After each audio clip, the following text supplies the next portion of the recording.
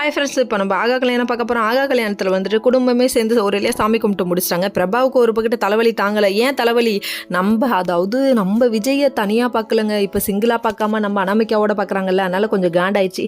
இல்லை என்னதாயா நடக்குது ஒன்றுமே புரியல. பிரபா ஒரு பக்கத்து லவ் பண்ணிட்டு சுற்றுறாங்க, அதுவும் விஜயை.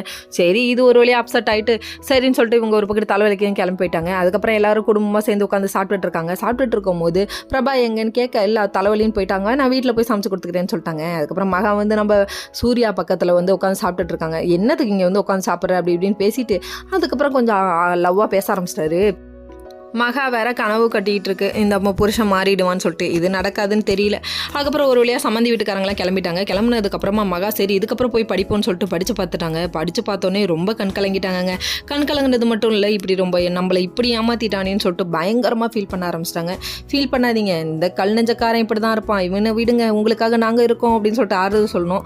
அதனால் ஒரு வழியாக ரொம்ப ஃபீல் பண்ணிவிட்டு இவங்க போயிட்டு நகையெல்லாம் கழட்டி வச்சு கிளம்புவோம் அப்படின்னு சொல்லிட்டு இங்கேருந்து கிளம்பிட்டாங்க. இன்னொரு பக்கம் இந்த காட்டு எருமை இருக்கே, அதாவது நம்ம சூர்யாவை தாங்க சொல்கிறேன், வியூரை பக்கிட்டு வீடு பூரான் தேடுறாரு. தான் பொண்டாட்டி எங்கே போணுச்சுன்னு கூட தெரில. இந்த லட்சத்தில் நீங்கள் நடிக்கிறதுக்கு யாருப்பா சொல்லித்தரணும், வேற லெவலில் நடிக்கிறப்பா நீ.